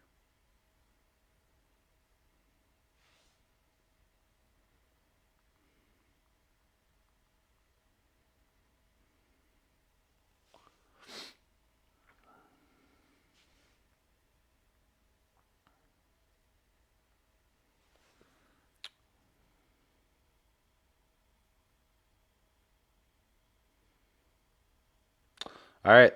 So I got a suggestion. He didn't really say who they think they're going to take, but I got a suggestion, and I'm going to go with it because I think it's a good pick. I would like to have this guy on my team as well. So let's get to it. Let's keep rolling.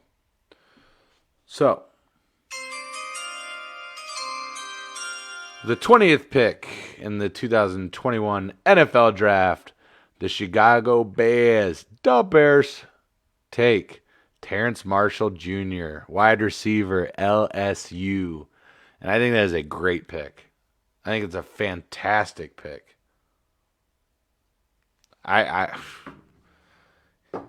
He's going to be good. He might be I think a lot of people thought Justin Jefferson was going to be good, but I don't think they thought he was going to be that good. I think you could see that.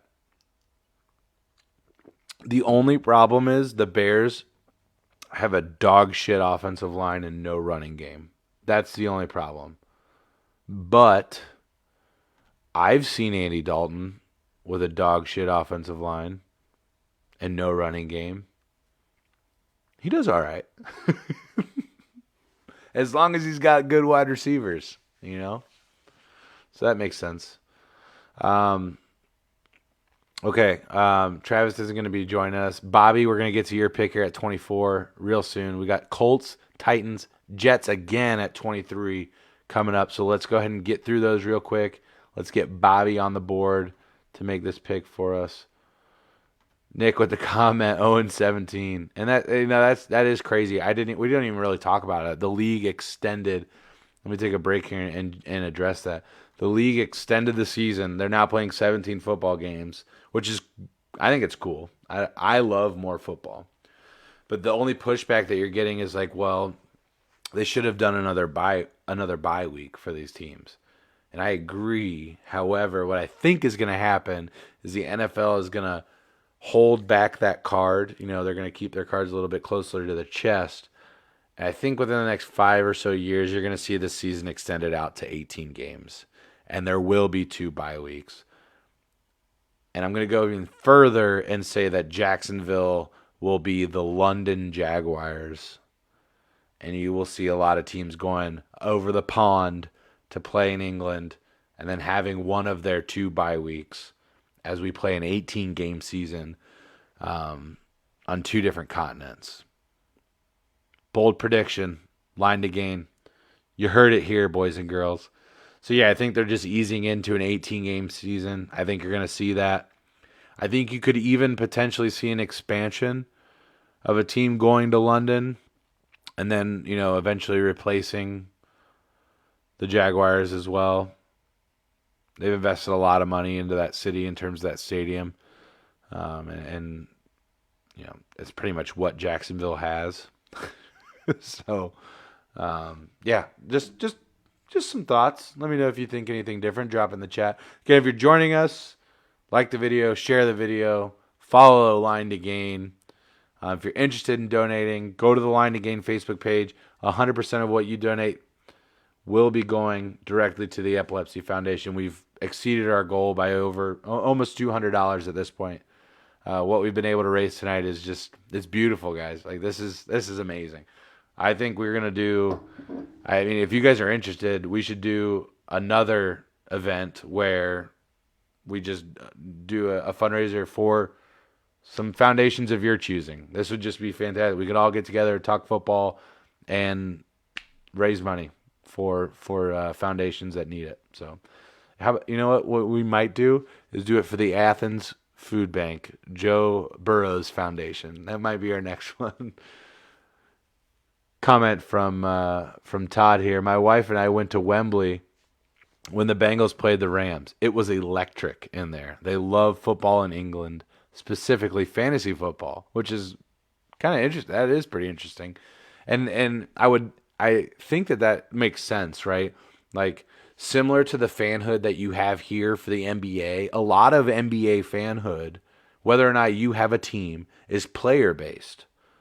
So like people are, I'm a fan of, Donovan Mitchell. So I'm a Jazz fan.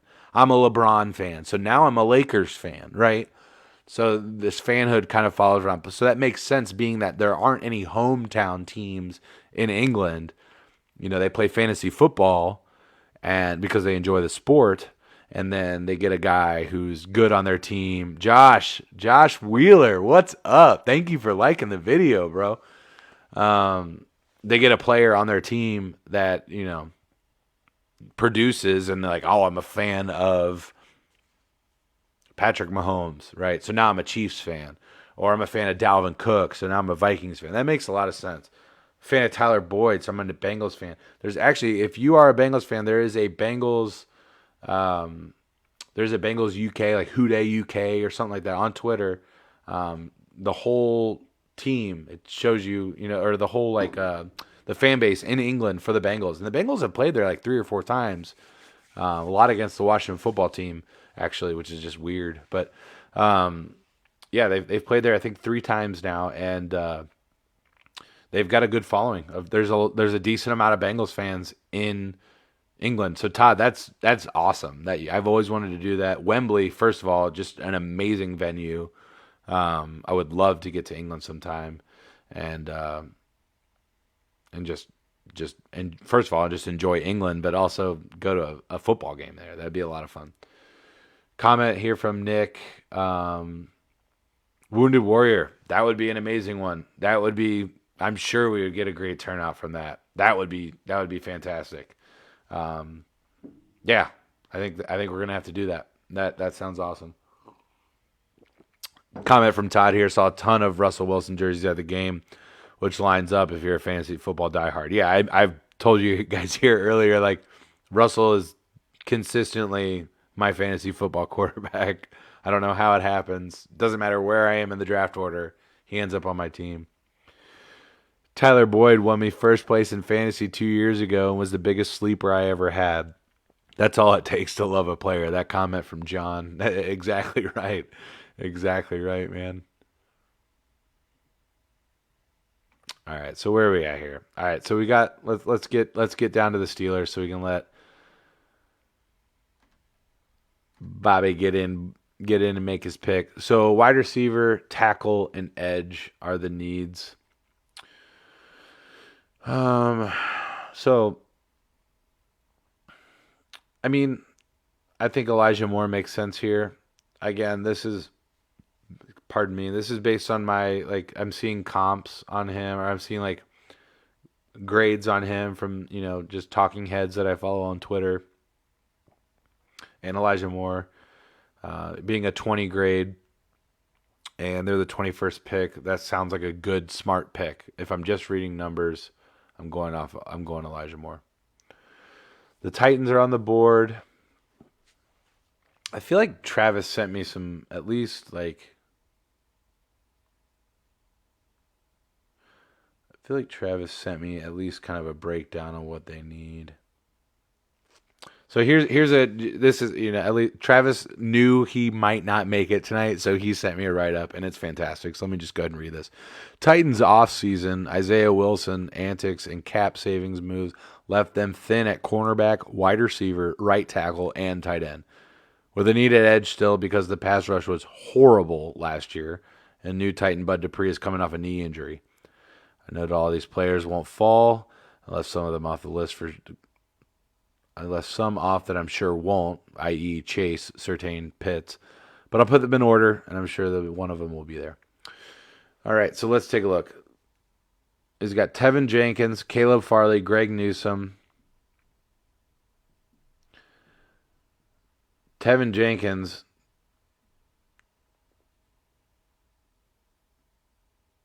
Okay, so if he's all right, so Travis is putting them in an order, and he's giving me Tevin Jenkins is his pick. That's what I'm going to take. In honor of Travis, let's go ahead and let's do him the same. Travis is a fantastic human being, and I appreciate him and a lot that he's done for me in my wild days back at Bowling Green. Travis kept me on the straight and narrow a time or two, so I appreciate Travis.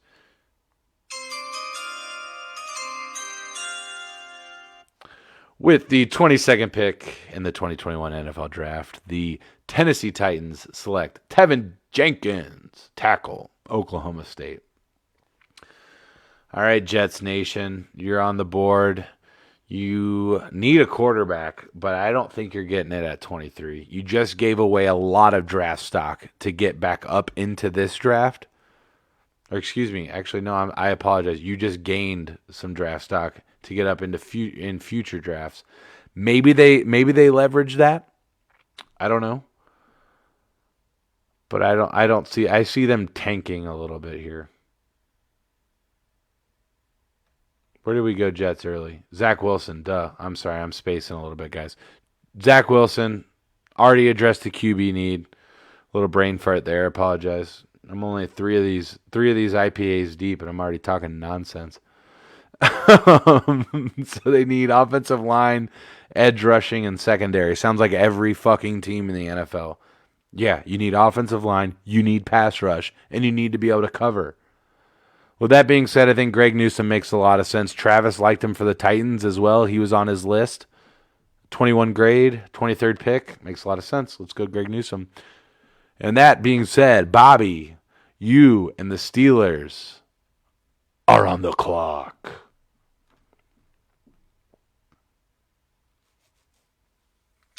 It's been fun, guys. This has been a lot of fun. I wish we could do mock drafts every night. Makes my job a lot easier in terms of generating content. That's for damn sure.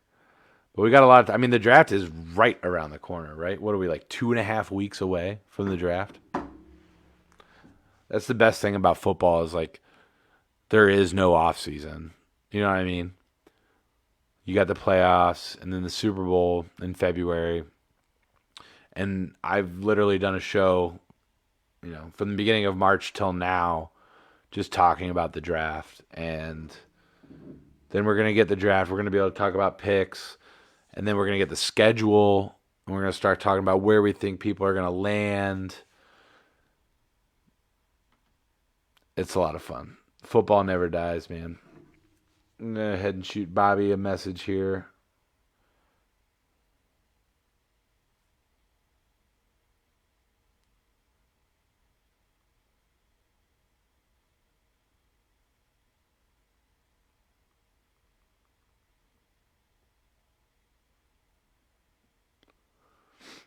XFL last year was awesome until COVID hit. You know what? I actually enjoyed watching a little bit of that. Was it the American Allegiance or Alliance, the American Alliance of Football or something like that? They had like 8 teams. I think Spurrier was coaching the Orlando team. Steve Spurrier was coaching the Orlando team, if I'm not mistaken. Jesus, I just had my text to speech or speech to text on that whole time. Oh man.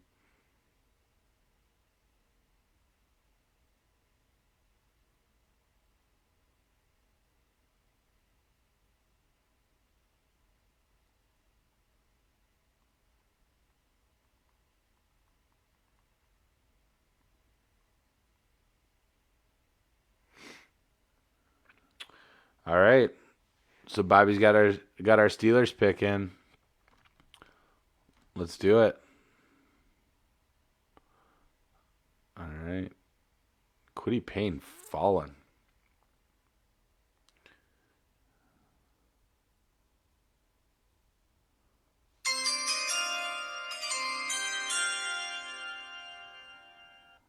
With the 24th pick. Make sure I'm sharing. All right, sorry. With the 24th pick in the 2021 NFL Draft, the Pittsburgh Steelers take Landon Dickerson, center. And that might look like a reach, but at the same time, the Steelers have a need at center with Marquise Pouncey retiring. That makes a lot of sense to me. That's a solid pick. And because Landon just had he just had, I believe it was like an ACL tear. He just had knee surgery not too long ago, and he's doing cartwheels and backflips and messing around at pro days and getting in the back of interviews and being silly, and basically like, hey guys, my knee's good is what I've interpreted. So that's a good pick there. I think that cheers up an offensive line. And the Steelers are in a spot right now where they're picking 24, but they also need a quarterback. But at the same time, like, build up your offensive line and then just like suck for 2 years and then get a stud at quarterback. All right, so pick 25. We're coming down to it, guys. We don't have a whole lot left. We're getting down to it. We got Chris picking for the Browns, and then Casey picking for the Buccaneers at 32. If anyone knows a Ravens, New Orleans, Green Bay, Buffalo, or Chiefs fan, Casey, call Parker right now. Call him. Get him to pick the Chiefs. Oh, that would be hilarious. Call him. Let him know. Hey, you can pick in a live mock draft right now for your favorite team. All right, so the Jags are on the clock right now. They don't need a quarterback because that's been addressed. Apparently, a tight end is a need, a tackle, and a safety are the need. Well, you just drafted your quarterback. I think it makes a lot of sense to go get the next best available tackle on the market, Walker Little, tackle out of Stanford. All right, Stubbs. Brownies are on the clock. Let me give you some big board here. You got Quiddy Payne. You got Owe, Aziz Anjulari, Caleb Farley. I know you guys just went and got Johnson from the Rams. I think it's Johnson. Josh Johnson, I think is his name, from the Rams. That was a good signing. I don't think you need a whole lot of help at tackle.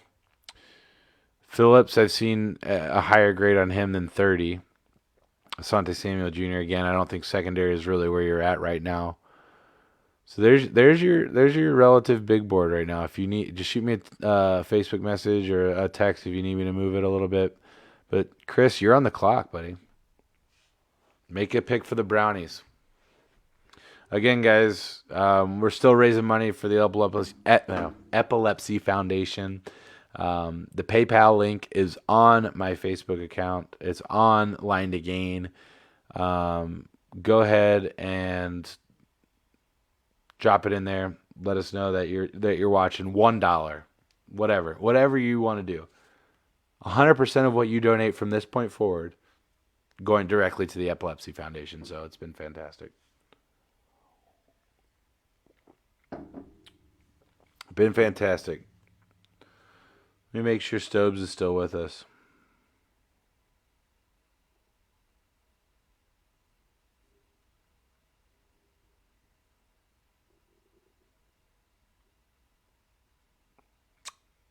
The pick is in. Right when I say that, and then text hits. Stobes is the man. And he gave me an analysis. If you're not still doing Stadium Mustard, Chris, you guys got to get back to it, man. Such a fun show. And I loved being on it. It was so fun when you guys would host me on. So basically what Stadium Mustard is my good friends Chris and Aaron had a podcast called Stadium Mustard. If you're from the Cleveland area, you know that they have Stadium Mustard for your dogs. And play on words there with the podcast. But Browns podcast, Cleveland sports podcast, as well as Ohio State, I believe. And they would have me on every Bengals week. So twice a year I'd get a chance to get in there and talk some shit. As of late, though, the Browns have been working them. All right. Let me do you the honor that I've been giving everybody else this fine night here, Chris.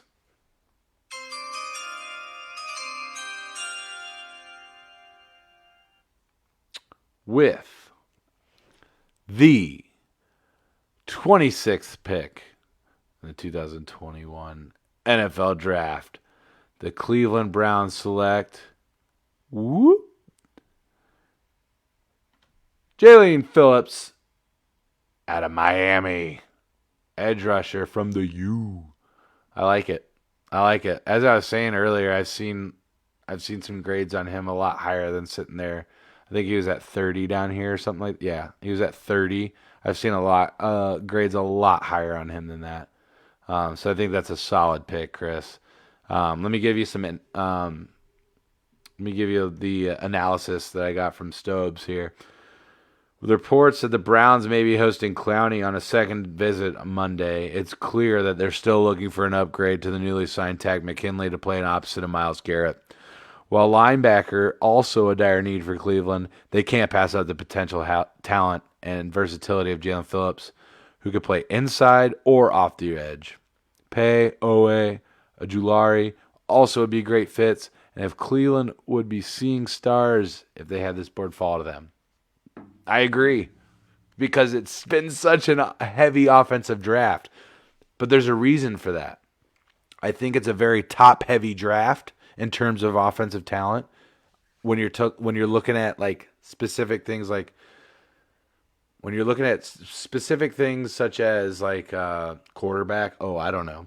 If you're looking at tackle, if you're looking at wide receiver, no, wide receiver's pretty deep, but tight end particularly. I mean, it's Kyle Pitts, and then who else, right? When you're looking at the top teams, they're going to go offense. Let's just take a look at who we've drafted tonight as a team. Trevor Lawrence. I mean, we went 4 straight quarterbacks, right? And then you're looking at blue chip. Best wide receiver, best tackle, best linebacker, best tight end. I don't know if they're going to trade up. You know what I mean? I think Mac Jones makes a lot of sense there. Kind of what Todd was saying earlier, that, you know, Mac Jones fits the bill for what John Elway likes to do. He thinks he's a QB guru. History shows us otherwise. Surtain to the Cowboys, more tackle help, wide receiver, corner. I mean, there hasn't really been a lot of teams with a need for an edge, right? Obviously, you've got the Vikings here, but they also need a tackle. And I think if you can shore up an offensive line around Andy Dalton Light, aka Kirk Cousins, I think that makes a lot of sense for them to if you can give him more time and put more weapons around him. You've got Justin Jefferson and Dalvin Cook now. Obviously, Kyle Rudolph leaving in free agency, but I'm just looking through these teams, and if you're the Browns, man, this shit's looking nice. You know what I mean? I could see the Jets potentially going edge here, but they just signed Carl Lawson, so probably not.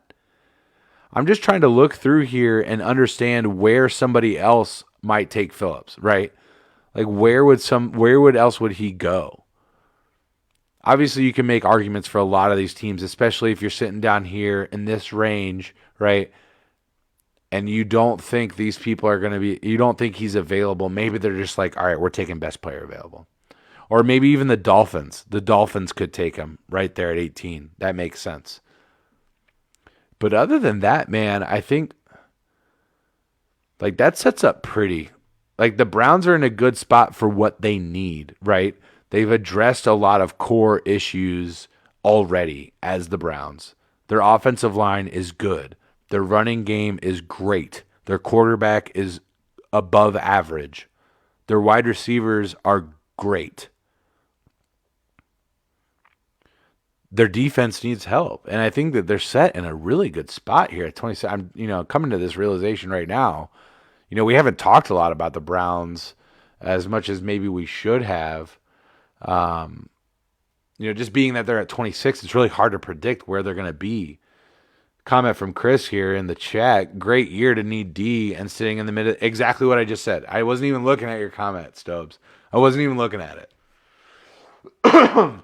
Excuse me. Yeah, it's perfect. They're exactly where they need to be. Yeah. It makes a lot of sense for that to potentially happen. The Browns are going to be able to address a need at 26, which is hard to do at 26. You know what I mean? We talked about it, I think, a couple weeks ago, and we said that in the top 5, you can do 2 things at once. You can address need and get best player available. In the top 10, you go best player available 100%.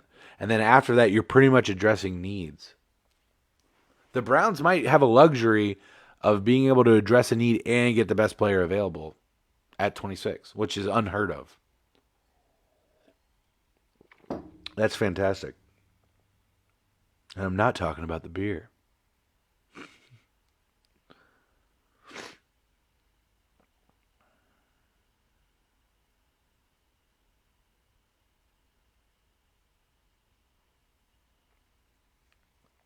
All right.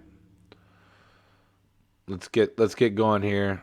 We've the only other pick we've got is at 32 for Casey. So Casey, we're it's a long show. We normally only go about an hour, so let's get through this. Wide receiver, tight end, and edge needed for. I think it makes sense for Quiddy to go here. Saints on the clock. Wide receiver, linebacker, corner. Caleb Farley. I've heard a lot of really good grades on Caleb Farley. I've heard that he could potentially be the best corner in the draft, is what some people have been saying.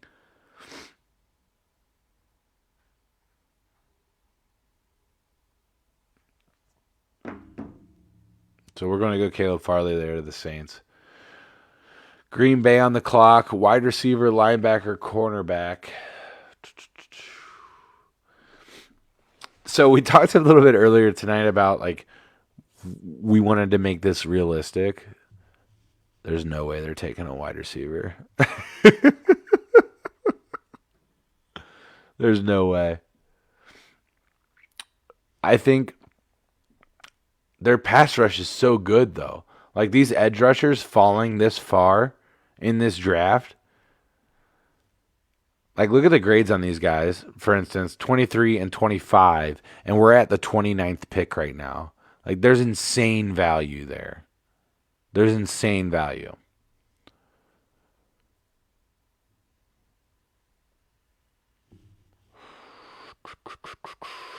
I think we're going to go Rondale Moore. We're going to go against what I just said, and we're going to take a wide receiver. All right. The Bills are on the clock. If they need an edge rusher, they're going Owe. There's no way. I don't think he makes it this far, guys. I think there's going to be a team that says, like, okay, we need, like, he's that good. We need to take him. But the Bills are getting a dream. Like, they just jizzed in their pants. This is the best thing that's ever happened to them. The Chiefs are on the clock. They need offensive line help. Jesus. But they just signed Joe Tooney. He's a guard, but with that 25 grade, I think we go Ojulari here. And Casey Kress, who, if I can, Casey, I'm going to go ahead and show the world this right here.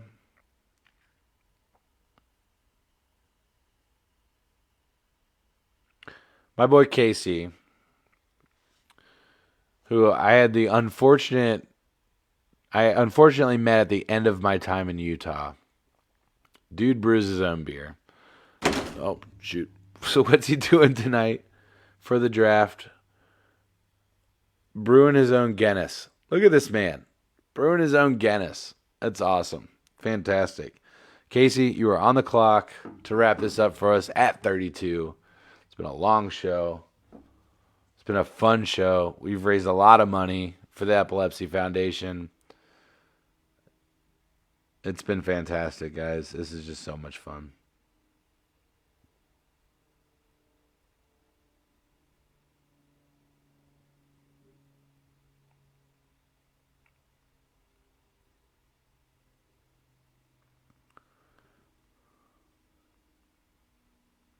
Casey, you need me to show you the draft board? Let me go ahead and pull this big board up for you. I'm getting called in right now, ladies and gents. Yo. Hey. How you doing? I'm good. What's up? I'm live right now. You're You're calling it in. Okay. What you got for me? Okay. Since we have all 22 starters, Uh-huh. Uh-huh. we're going to go with a luxury pick. Okay.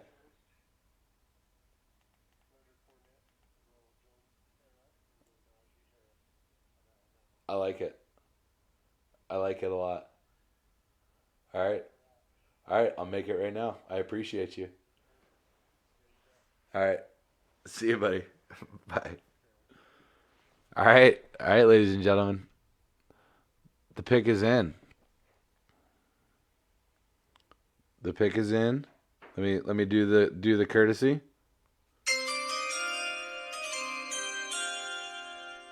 With the 32nd pick in the 2021 NFL Draft, the Tampa Bay Buccaneers select Najee Harris, running back, Alabama. I love it. I love it. And you know what's crazy is that what's crazy about that pick is that the 32nd pick in last year's draft, do you guys remember who it was? Edwards-Helaire out of LSU.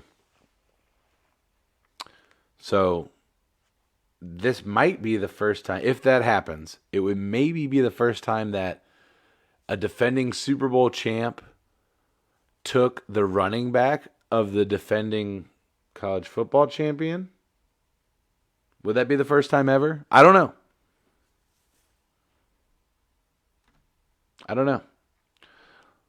I'll do a very quick recap on the draft tonight, and then we'll get out of here. Trevor Lawrence going number 1 overall to the Jacksonville Jaguars. Zach Wilson, number 2 to the Jets. Justin Fields, in a surprise, went 3rd overall to the San Francisco 49ers, followed by Trey Lance going to the Dirty Birds in Atlanta. All these A picks so far. Good job, guys. Jamar Chase going to the Bengals. Penny Sewell going to the Dolphins. Micah Parsons going to the Lions. A B grade on your pick, John. I got a B grade as well. It's okay. It's pretty good. It's passing. Kyle Pitts going to Carolina.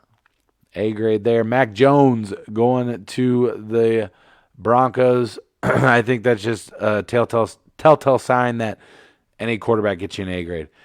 Patrick Surtain going to the Cowboys. Brian, you got a D plus grade here from PFF, man. I don't agree with it. Rashawn Slater getting a C grade. Devonta Smith getting an A grade to the Eagles. J.C. Horn getting a C. Christian Darrisaw, Rashad Bateman. Christian Barmore, I got a D grade on that one. Well, we'll see. Trayvon Moehrig got a C. Jalen Waddle, B+. J.O.K. with a B grade. Terrence Marshall. Elijah Moore. Tevin Jenkins. Travis, you got a B grade on that pick. Nice pick, buddy. Greg Newsome with a B. Bobby, they gave you a D plus on that Landon Dickerson. I think they feel like you're reaching on that. Maybe you could have grabbed him in round 2. I don't think he would have made it to you in round 2, all the way out there at 24, but maybe. Walker Little. Stubbs, you got a C grade on that Jalen Phillips, but I don't agree with that. I think you got maybe you should have gone Owe there, but I think that's a good pick nonetheless. Quiddy Payne, great pick for Baltimore. Caleb Farley, Rondale Moore out of Purdue. Owe getting a B. Let's see here. And Najee getting a B plus grade there, Case. Not bad, buddy. Not bad at all.